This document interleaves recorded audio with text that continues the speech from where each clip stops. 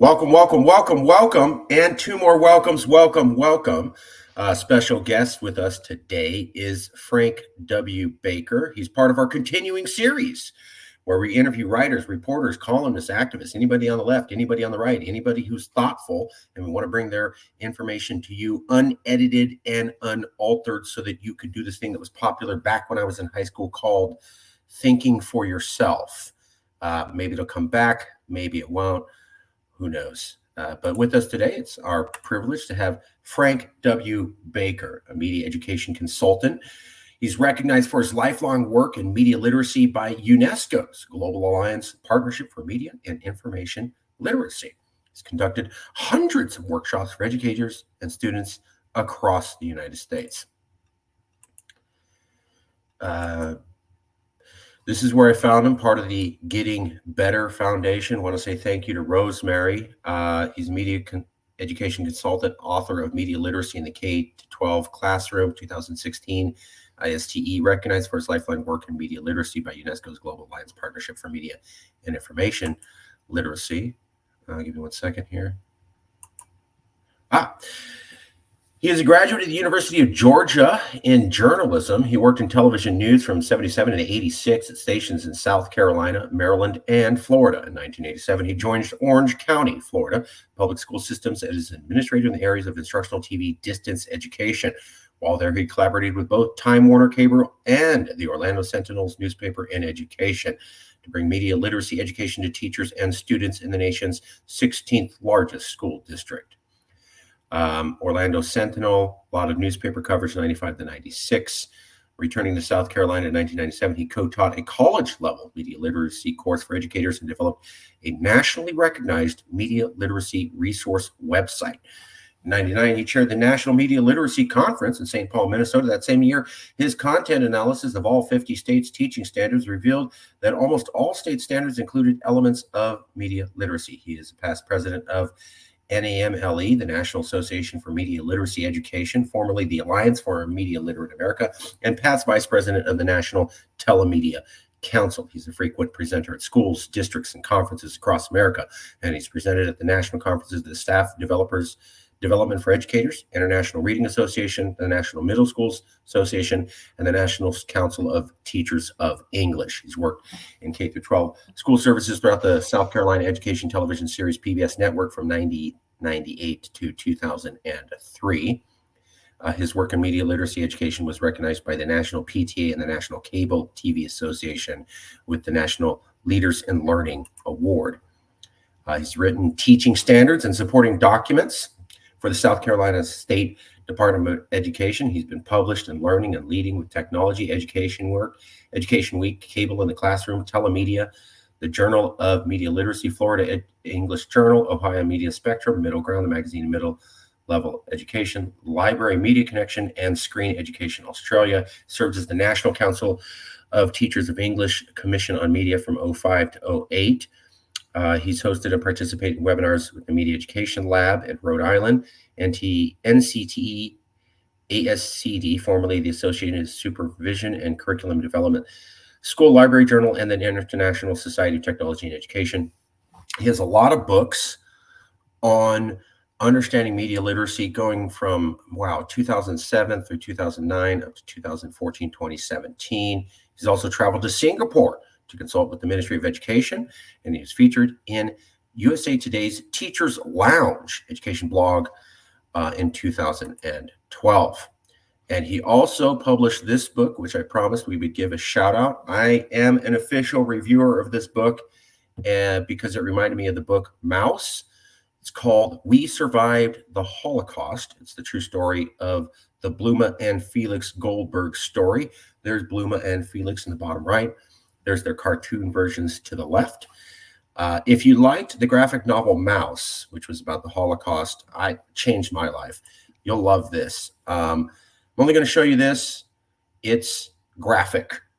And do not let the idea that it is a graphic novel fool you.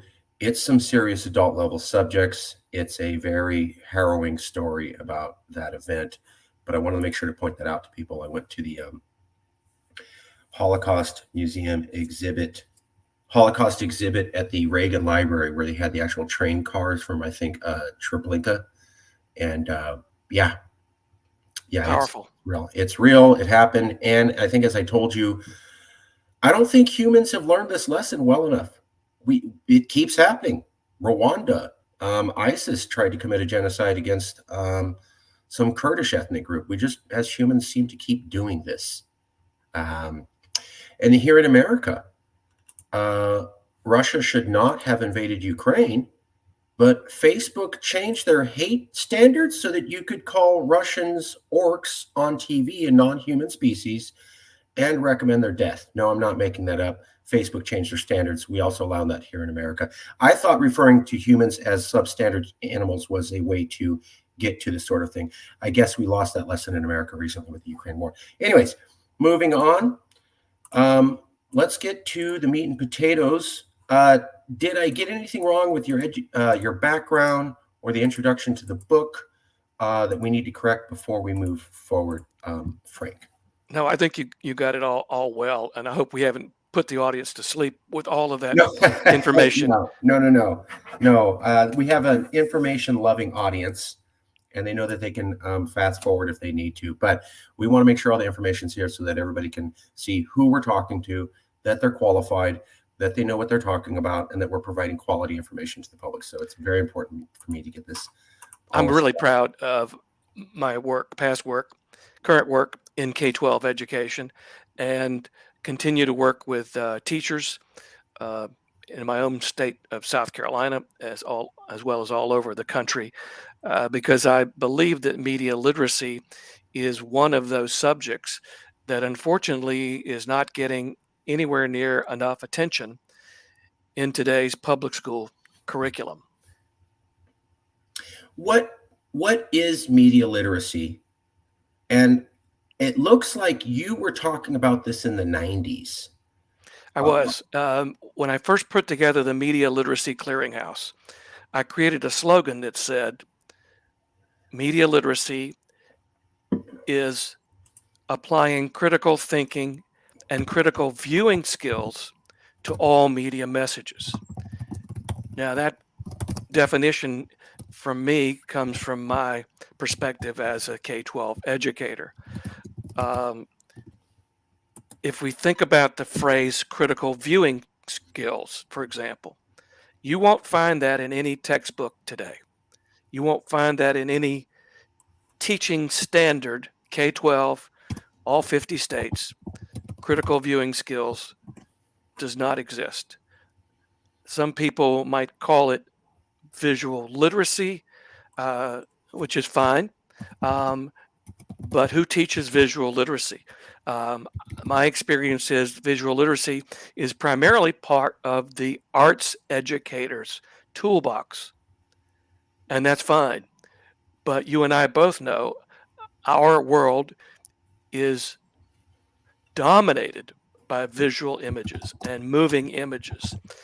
Yet, as I look at the curriculum in 2023, I don't see enough attention being given to critical thinking about media or applying critical viewing skills.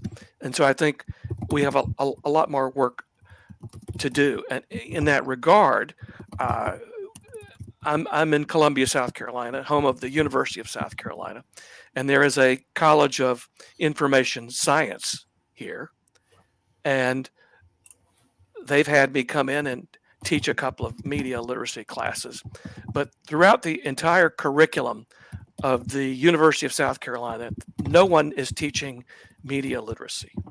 So even the new teachers come out of the colleges of education with no background on media literacy.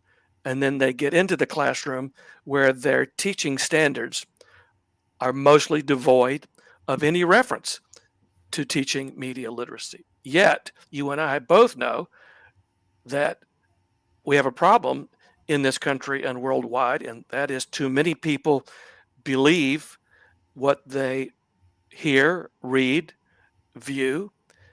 Too many people don't verify the information that they are receiving, and too many people are forwarding that information without any consideration to its source. Who's telling me this? What's their agenda, for example? And so I have been preaching media literacy since the 90s, and I'll be honest with you, That's my question. it wasn't until Donald Trump pointed the finger at the camera and said fake news that media literacy became elevated in the national conversation. That's my question. People basically in America did not pay attention until 2017. Donald Trump had to say fake news a couple times before people started going, "Oh, this is a real thing." So he did for about a year and then sunk in 2017. You're looking at this in the 1990s, 15 years ahead. Why did you think that this was an important issue 15 years before the rest of America did? I'll tell you, a good question.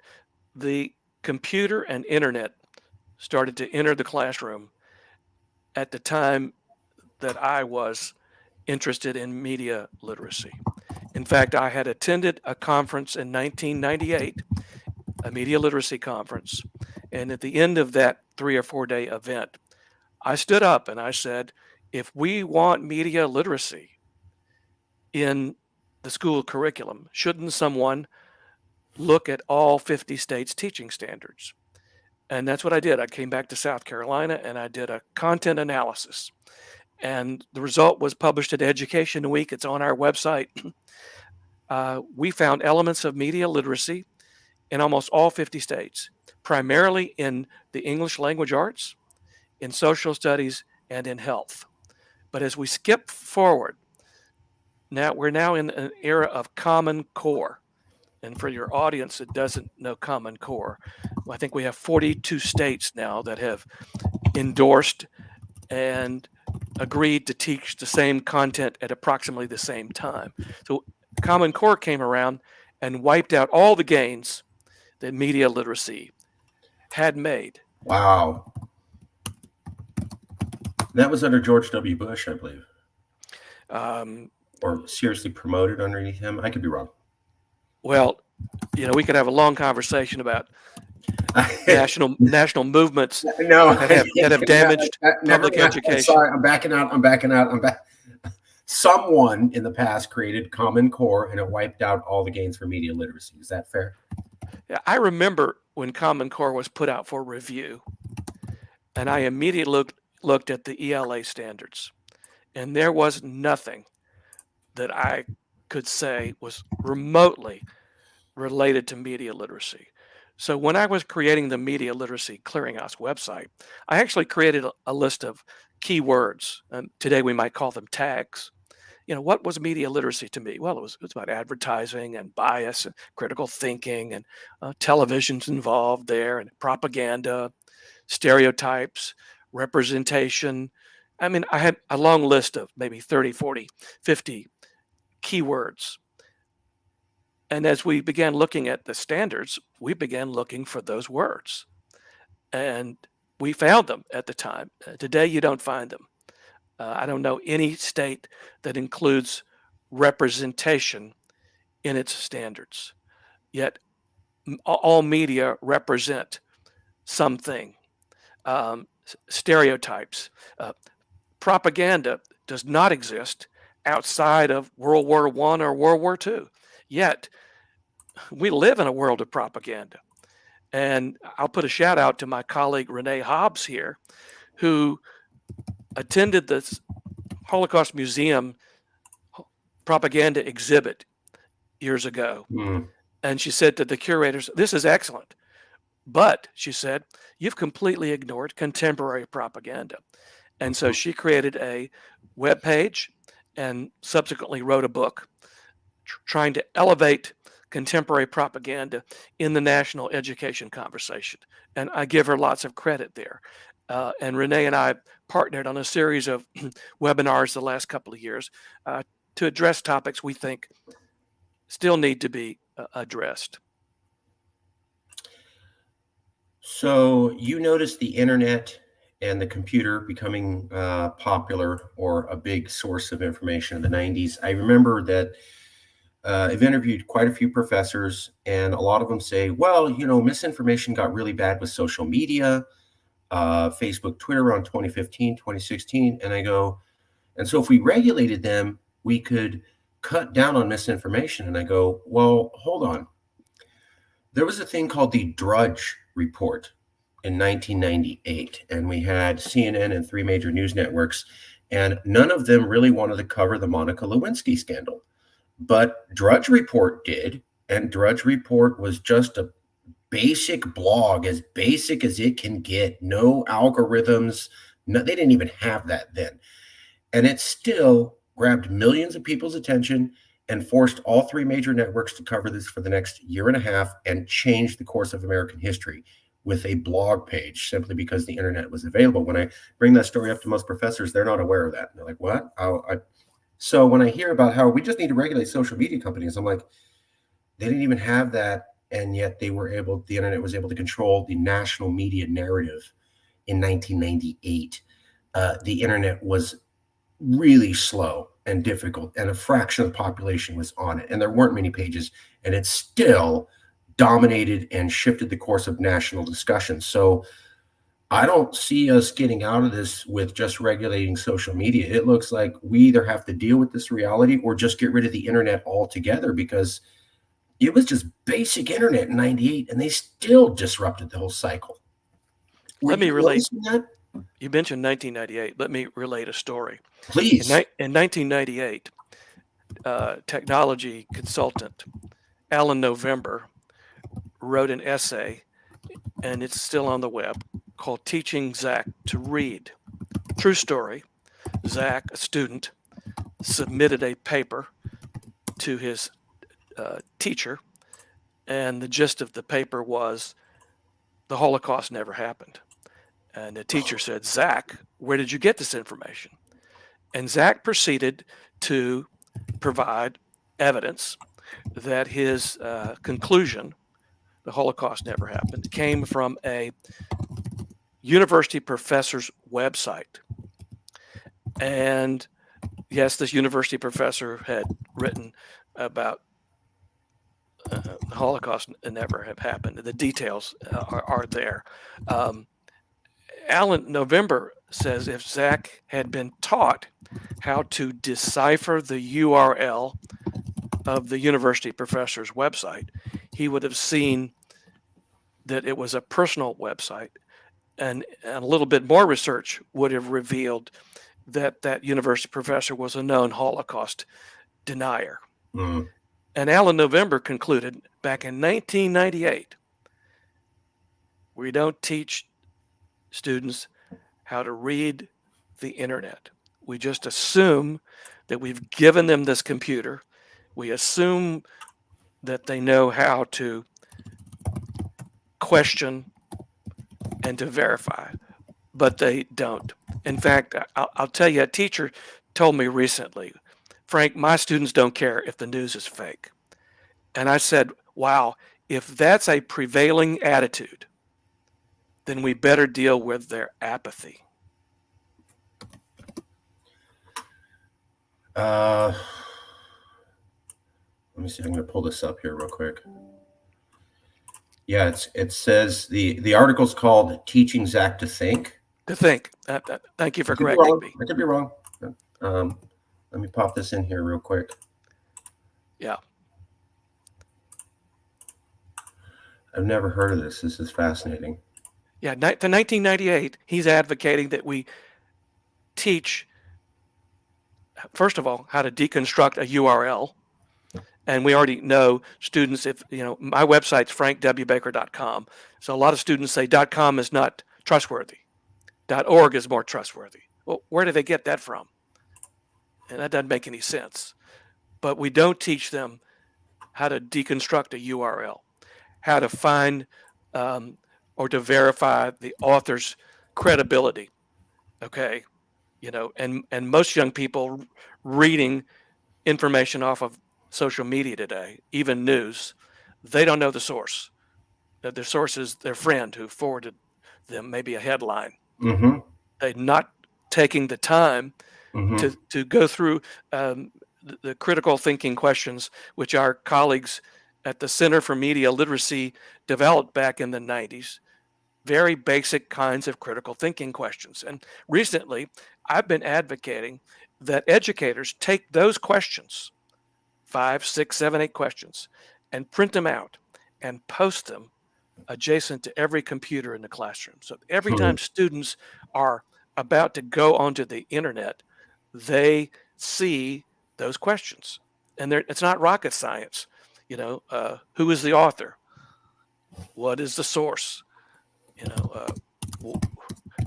What makes this person an authority on this topic?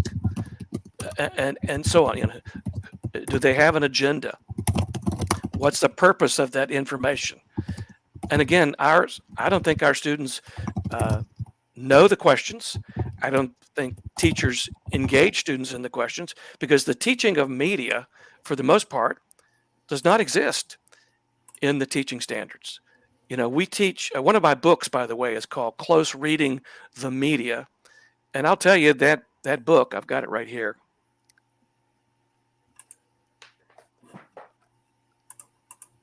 Close Reading the Media. Didn't sell very well. And I started to ask my publisher, what happened? Well, we both know the answer. Most educators understand close reading as it applies to print. They've gotten that background in their colleges of education. But you say close reading the media, they don't know what you mean. They don't know how to take a media message and help students understand it. So my work has involved taking a photograph from history or a contemporary photograph and stripping away the caption, for example, and engaging students in a critical viewing exercise. It's not rocket science. I've written about it. And from there, I like to move on to maybe a more complicated text, like a magazine cover or an editorial cartoon. And then I like to move into what I call the moving images. So we're talking about film, television commercials, and such. And so my work with teachers involves visual literacy, advertising literacy, moving image literacy. I also saw a couple other things you had up. So the thing for everybody to go to is Media Literacy Clearinghouse. If you go to Google and just type in Media Literacy Clearinghouse, or you can go to frankwbaker.com. That's frankwbaker.com, and he'll have it there for the media literacy. It's a lot of information about how to teach media literacy for teachers, I think parents, educators, anybody. There's the Clearinghouse that teaches standards that include non-print media texts, learn about media literacy integrated into classroom instruction, help students read the media, help students become more media aware, locate appropriate resources. At the time, 1998, there was no one central place on the internet where educators could go and locate appropriate resources for teaching about media and media literacy. That's what the Media Literacy Clearinghouse is all about. Let me see if I can get to the next. Yeah, I'm really proud of what we've built over the years. And I get web data that shows the websites being accessed in Europe and Asia and Africa. And that's really satisfying to me as well. And I love to hear from educators. My email address is available on those websites. And I love to answer teachers' questions. Teacher says, I'm trying to teach something. Where can I get a resource? Where can I find a lesson plan or an activity? It's all there at the Media Literacy Clearinghouse. A lot of good information, a lot of videos, a lot of books, a lot of references, a lot of links, all free. Available for everybody, including these books like this you can download. There's also a UNESCO one. And here's what you're talking about. When listening or viewing media, encourage the youth to ask, who produced this work? Where are they from? What are their attitudes and values relative to my own? What are they attempting to achieve through this work? Are they trying to change my perspective in some way? Do I agree with their viewpoint? How can I respond to their work? Some of the questions you're saying, if we just had all youth ask these questions every time they got on the internet, or everybody ask a set of, 10 to 15 questions every time you get on the internet or look at anything, the world would be a better place. Is that roughly? Absolutely. Okay. Yeah, absolutely. I will throw out another resource, if I may. Yeah. I just finished writing a blog for 10 years at middleweb.com, and the subject was media literacy. And I was writing a blog post about every month. And then toward the end, I think it was maybe every other month. But I would address topics that I had covered in my workshops. And so I would encourage listeners to go to middleweb, that's middleweb.com, and search for my name, and you will find 10 years worth of columns that I have written. And if anybody wants to republish a column, they're welcome to write me and ask for permission. I got that site right here. Give me 1 second to pull that up. Don't worry about it. So there's middleweb.com. It is middle web.com, literally middleweb.com. And you can look at media literacy, and they have a lot of material there. And it looks very friendly for teachers. I wanted to ask you about this article, if I may. I'm sorry, the phone messages was fighting your questions, so if you don't mind repeating it. Okay. I wanted to ask you about this article here. And for the viewers, please just let the phone play out. This article is called Finland. I'm going to speak up just so everybody can hear clearly. Finland is winning the war on fake news. What it's learned may be crucial to Western democracy. That was published in CNN recently. A lot of people have been looking at Finland. A couple of years ago, Finland realized, well, we're right next to Russia. And Russia did some mass media misinformation in Ukraine way back in 2014, 2015.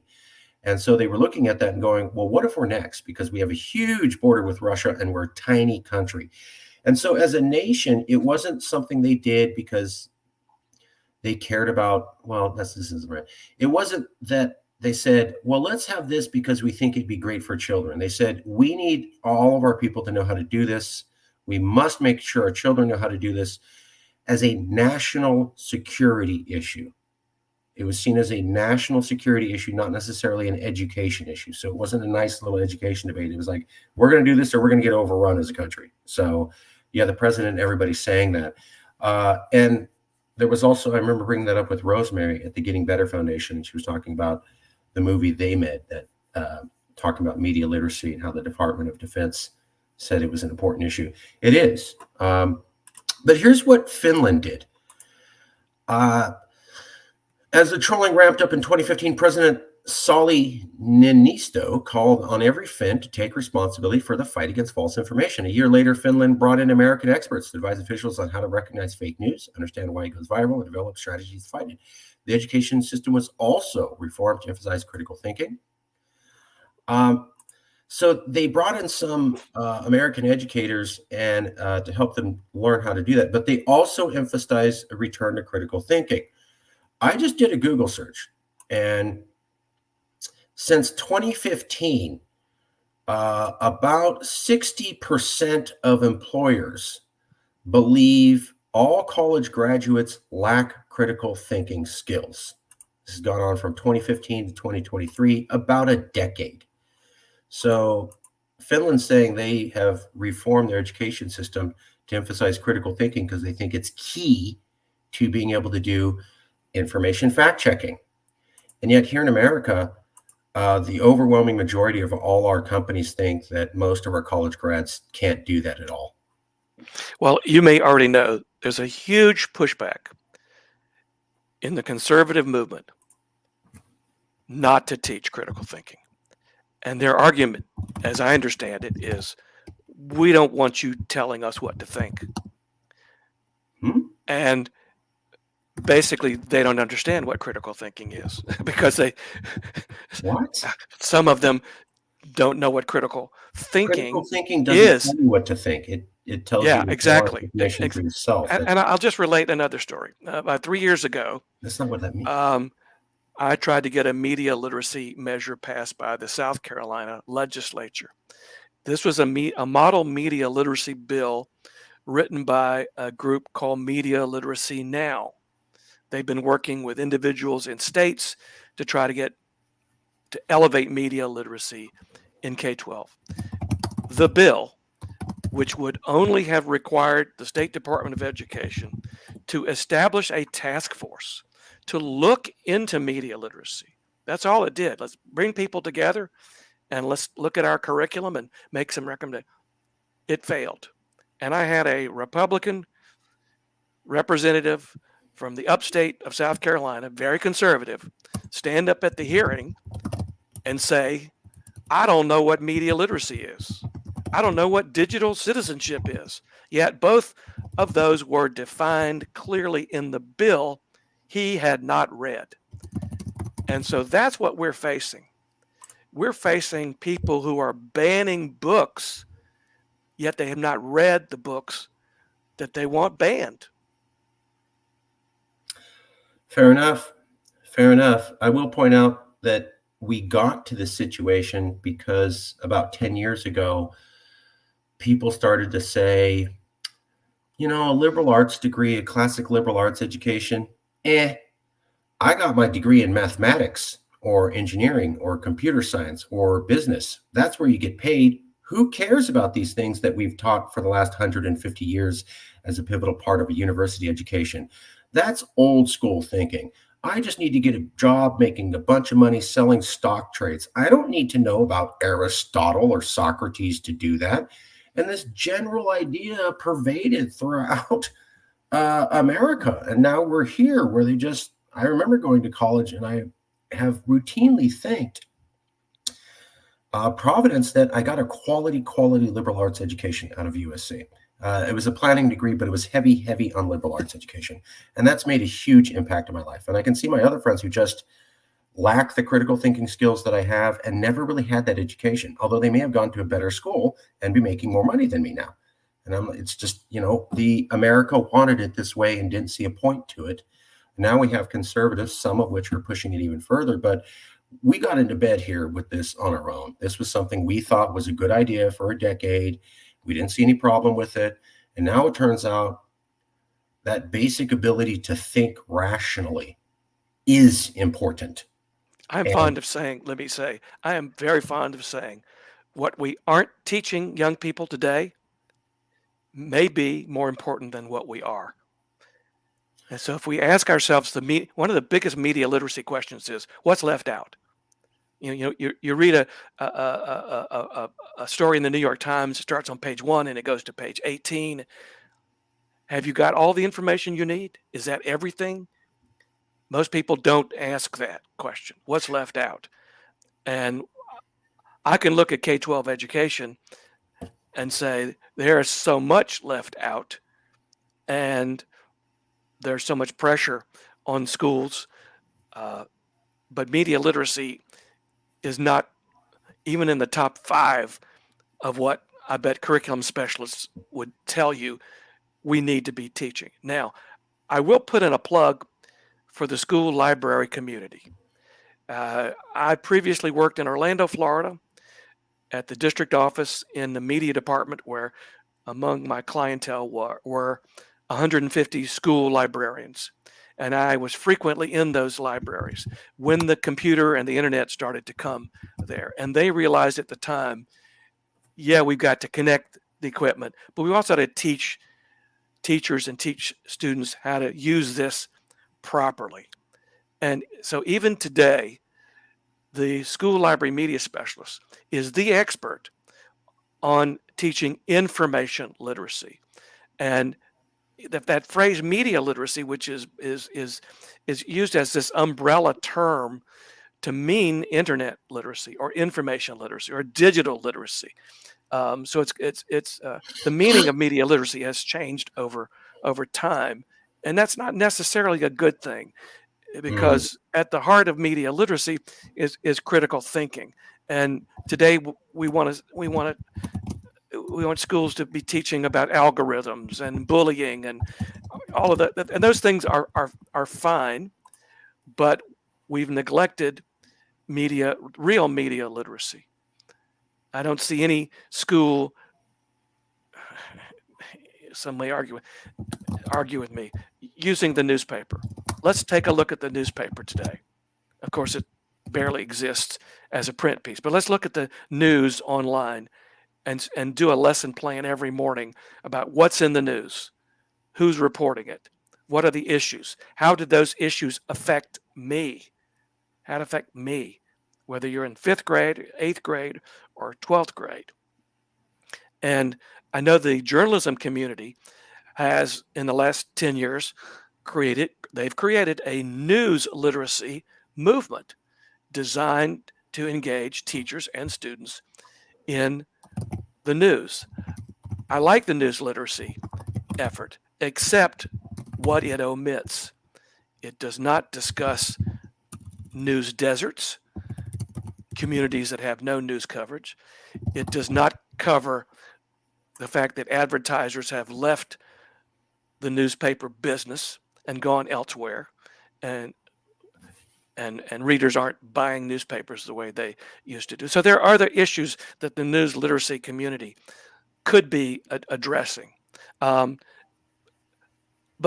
they've got some nice national grants and some nice outreach to schools. They offer curriculum, but every teacher should look at that curriculum and say, does this fit into what I want students to learn? And that's my whole reason for being. What do we want students to know, and what do we want students to learn? And today, media literacy is unfortunately left on the floor and not included. And that's really a crying shame. We're not providing training for teachers. So a math teacher would not know how to incorporate media literacy, or a science teacher. Yet every discipline needs a dose of media literacy, but we won't find it in their standards. So even after we've had the rise of fake news and Russian disinformation in our own country, raised to the highest levels of congressional and media attention. And geez, that came out in 2017. It's 2023, about 6 years later. 6 years later, after all that, you're saying we still don't take media literacy seriously as a nation. Am I getting that correct? You are. And there are so many forces working against us. And I won't even begin to name names or organizations, but somewhere down the road, somebody's going to look back at history and go, why did we not wake up and recognize what we needed to be doing? Because we have a past president who continues to tell the big lie. And the last poll that I saw said 62% of the American people believed the big lie. And we had January 6th congressional hearings. And guess what?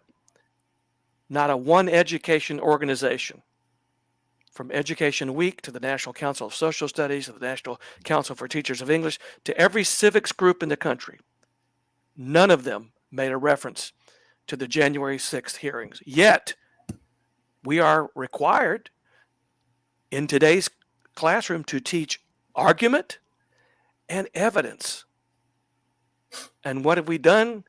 We have neglected to report to the educators nationwide the hearings that were nothing but how to make an argument and providing evidence. And teachers are afraid to touch the subject. They don't want to touch it. We're living highly polarized times. I clearly saw an insurrection and a coup, and then I saw the Republican Party condemn it, and then I saw the Republican Party walk back their condemnation. Recently had a debate with a professor where he says, oh, that's not that bad. And I go, hold on. Most of the elected officials in Congress today who are Republican have walked back their condemnation. and they have not been removed by the mass of American people, which is almost half the population. So I find that scary. I almost find the walking back the condemnation of January 6th worse than January 6th. January 6th was scary, but to actually look at that and go, now that I'm thinking about it, that's not that bad. That's madness. That is pure madness. And a lot of people in that party have done that, and they're in power, and they're still backed up by about half the country who hasn't thrown them out. So I find that really terrifying. I'll tell you what else is terrifying. You and I both know there is rhetoric, there are actions. Words have consequences, and there are those who are trying to fire up portions of the electorate again to rise up, to take arms, and to do something. Donald Trump has just been indicted in Georgia for his actions and those of his allies, and we're about to see the criminal process proceed in this case and in others, and guess what? The whole world is watching. The whole world is watching, and what happens next is extremely important. But I'm bothered by the rhetoric and the actions that to me are eerily similar to 1939 fascism and Nazism. This book banning and book challenging that's happening across the country is just the beginning. Well, what about removing voices from the internet? I don't like what that person says. Let's ban them from all platforms so that nobody can hear what they have to say. Is that the total opposite of what the Nazis did, or too damn close for modern day standards? I'm not sure. I'll tell you what, I put my faith in ACLU and the legal system. And today, schools in South Carolina are challenging the challengers. Librarians are fighting back.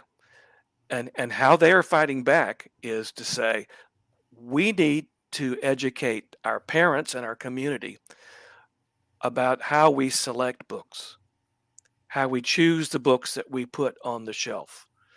Now, you may not like it, but that is the procedure that's been approved by the American Library Association or the American Association of School Libraries. And so now the librarians have had to put on their advocacy hat, have had to go to the school board meeting. Some have had to deal with abuse. Some have left their positions because they don't want to deal with the pressure of what's happening in this country. But I have faith in the system. I have faith in the system. Everybody says democracy is at stake here, and democracy is at stake. And we have to fight for what's right. We do. This is like the seventh or eighth time they've taken Trump to court, so we'll see.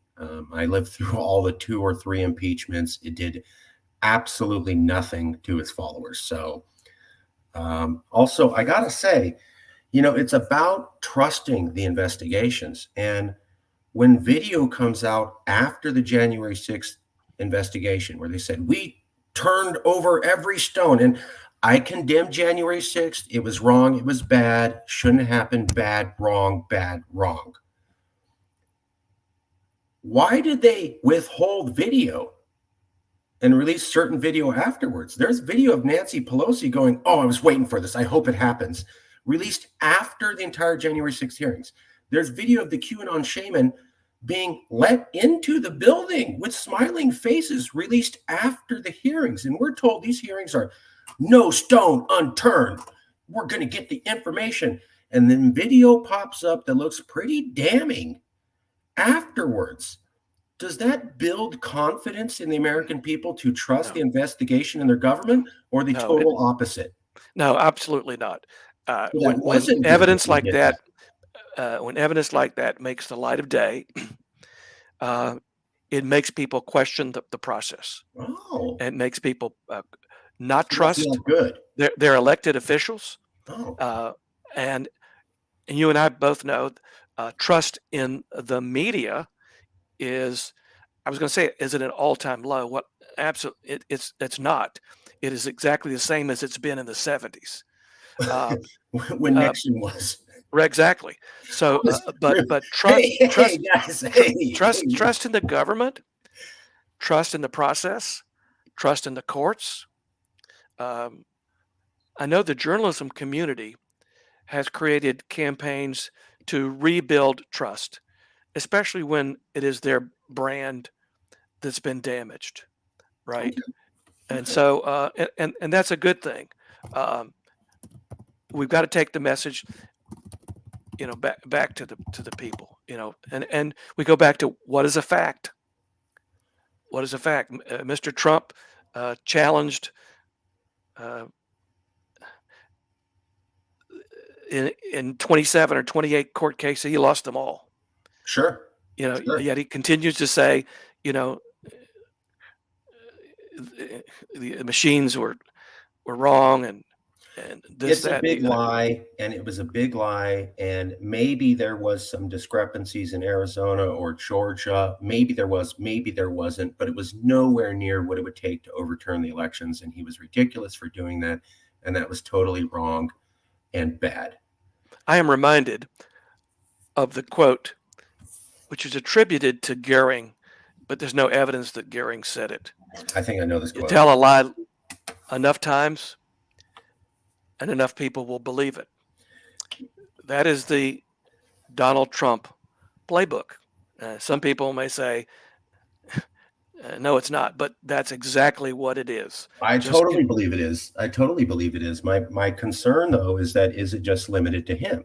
The other quote no. that's attributed to Goring is that when he was in jail facing the death gallows, he talked to an American guard, and the guard asked him, "How did you get all these people wrapped up in your madness?" And he goes, "Just lie and lie so big, people would say, oh, they wouldn't ever lie about something that big." And I'm reminded of a thing that came out in the last month called the Durham Report. Have you heard of the Durham Report from No. the federal government? Okay. It's a massive federal investigation. It came out, news, CNN covered it. A lot of people on the left have no idea what it is, but it's a federal investigation. It's on the Justice Department website. And what it basically says is that Hillary Clinton lied to the FBI with the Steele dossier, made up Russian collusion, and the FBI lied and misused the FISA process in order to go after a political rival. That is now out. CNN has confirmed it. Other people have confirmed it. You won't see anyone on the left mention it or in the news. And what it basically says is that the left lied for years about Russia rigging the election. I can also point out the Mueller report, which actually showed no collusion at all and no actions between them. So, yes, Donald Trump lied about the big lie. Bad, wrong. But it looks like on the other side, we have an other side that lied about Russia collusion for years and doesn't want to recognize that either. Is that a good thing to have both sides telling lies about the elections and never coming clean? No, of course not. And I think what Oh, we're dealing oh, with okay. is bias. We're dealing with bias. When Drudge reports something and the others ignore it, we've got a problem. And I think what we have today is we've got independent journalists, even though they may not have gone to journalism school. We've got independent investigators out there digging, reporting some of these stories, trying to elevate them into the national conversation.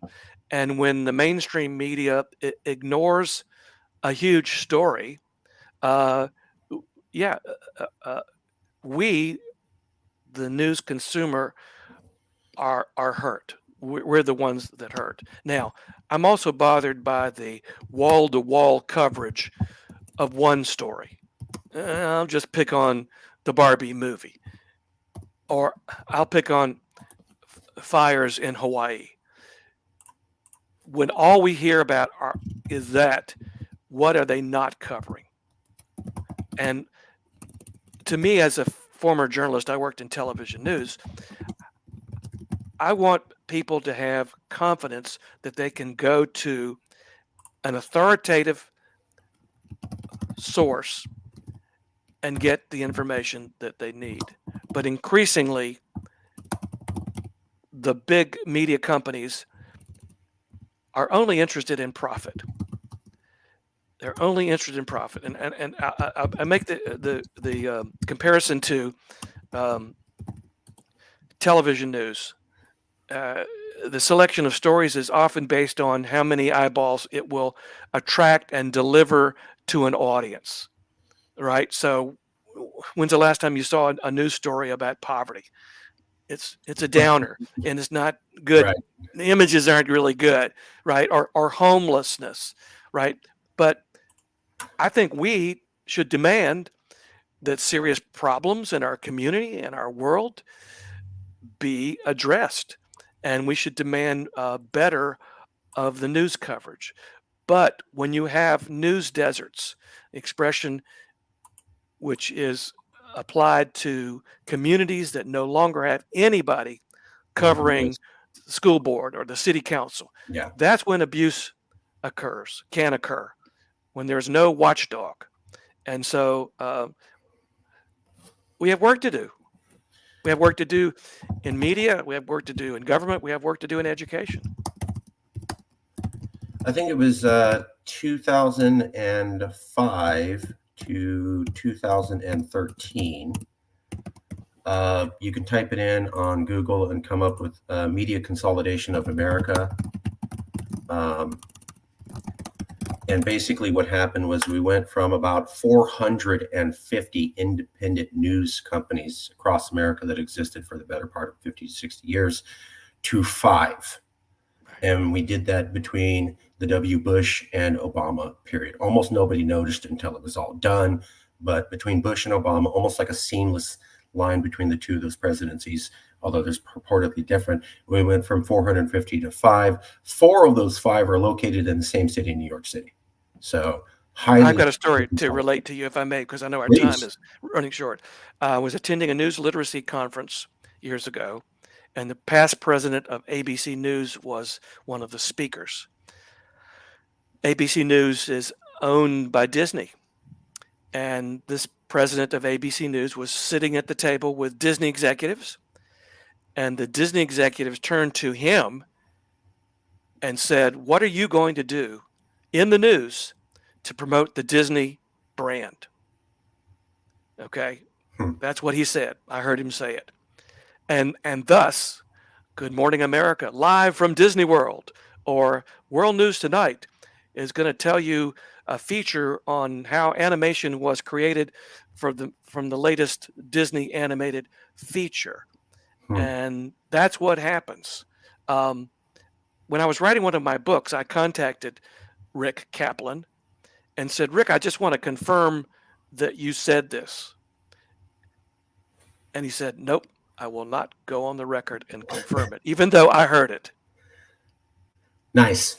I know we have a few more minutes left. I respect your time, and I want to say thank you.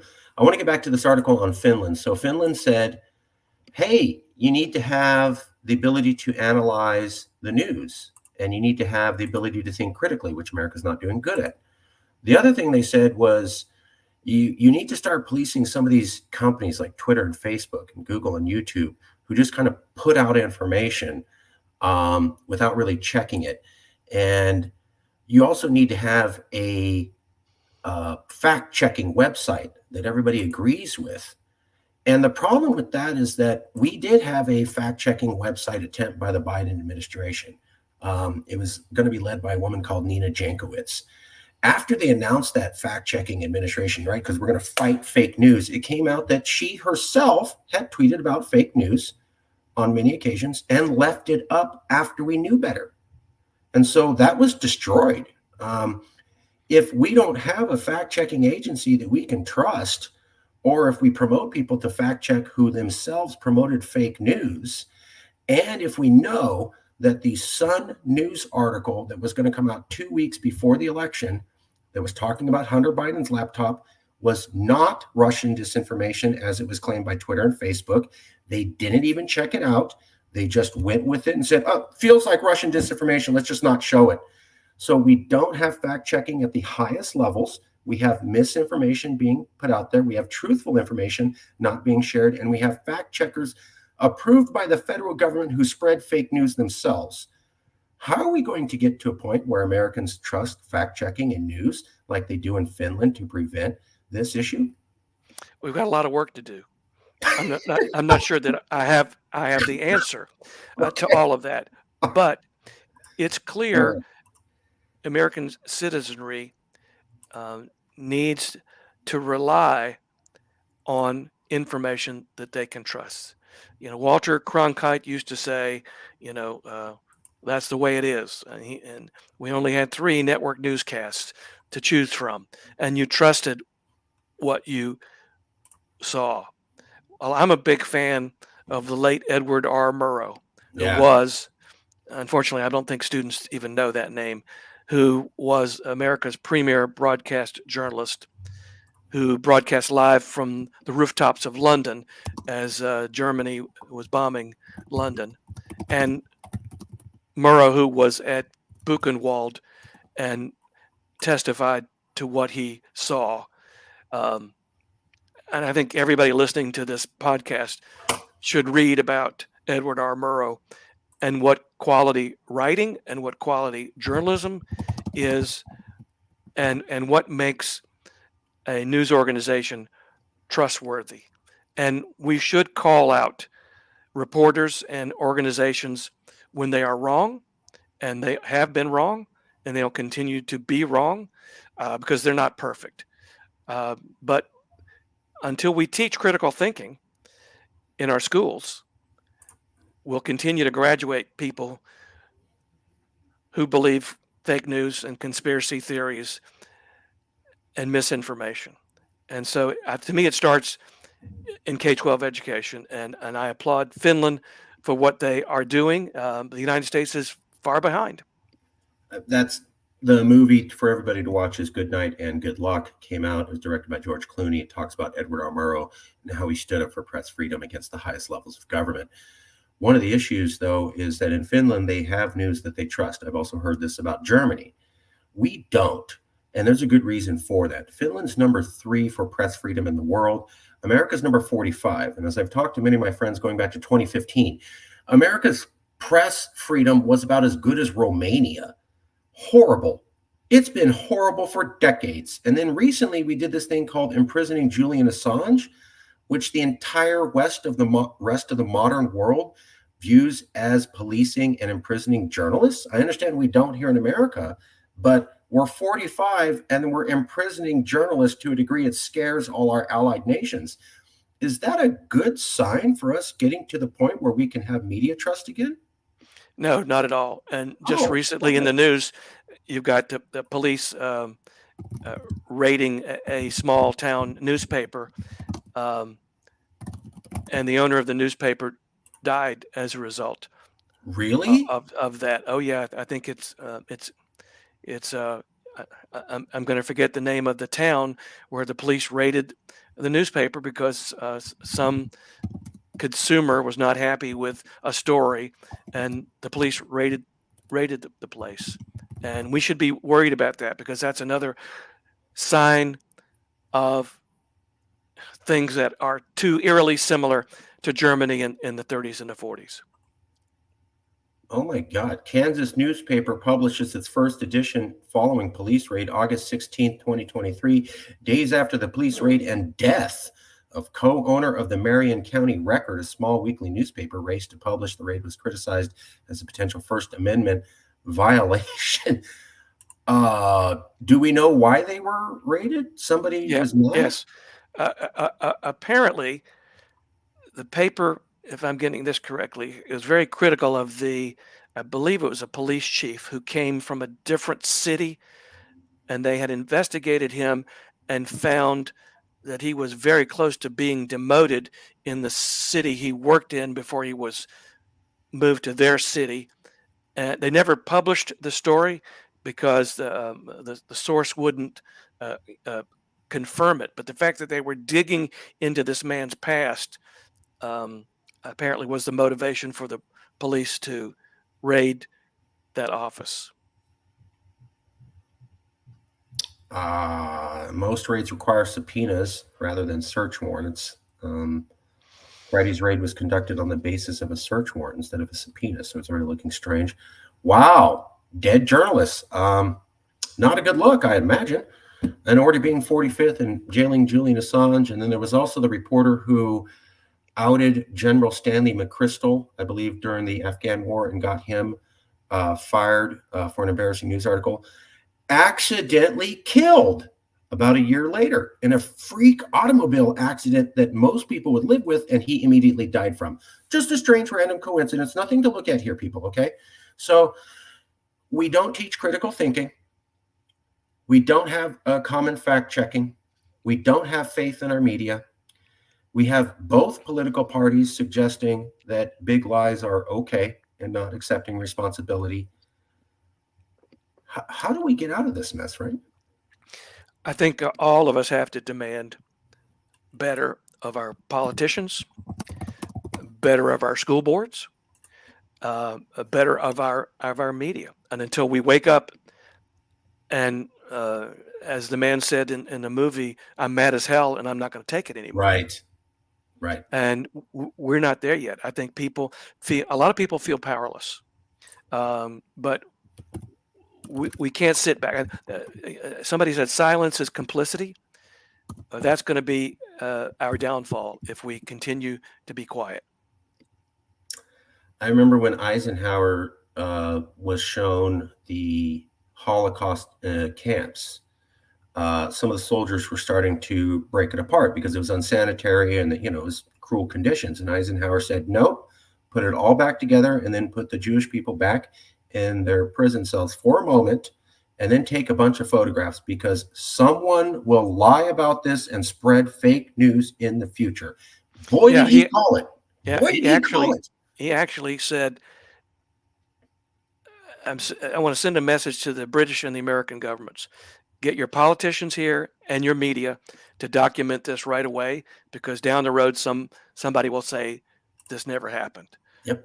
And he's right. And we've got Holocaust denialism and distortion and anti-Semitism, which is another theme in my book. Which is a result of it. So we were dealing with fake news in 1945, and we still weren't able to stop it. The Holocaust denialism has spread since that time, even though the Holocaust is widely documented. And even though we had 3 news television channels who controlled it, still was able to get fake news. And now we're at a time where fake news is easier to spread than ever. And so, we look at Holocaust denialism has led to anti-Semitism. What does the fake news of today lead to? What sort of hate and violence does that lead to? Well, I think it leads people to feeling helpless, but also it leads a lot of people to want to do something about it. They want to do just something violent. They want to make a statement, and we've seen this in groups around the country. The Anti-Defamation League and the Southern Poverty Law Center both keep close watches on some of these groups, and they're in almost every state in the union because they are active and they don't want to remain silent, and they want their voices heard, and we just have to become vigilant. We'll leave it there. I want to ask you a question I always ask everybody. You're not you. You're not me. You're a third-party person watching this video. They said, wow, I learned a lot. I'm struggling to remember it all. But there's this one thing the speaker said, and it's 5 days after I watched the video, and I can't stop thinking about it. What is that one thought you want a random person you'll never meet watching this video to not be able to stop thinking about 5 days after watching your speak? Why are we not teaching media literacy in every classroom in the United States? That's it. Okay. Hey, there you go. That's brief. Last question. You don't have to, but we always ask, do you have anybody you could recommend? Is there anybody you know who works in media literacy or is concerned about polarization? You don't have to name anybody. We always ask for recommendations to keep the conversation going. I'll be happy to send you some names. Okay, great. We'll leave it there. Frank, thanks for coming out.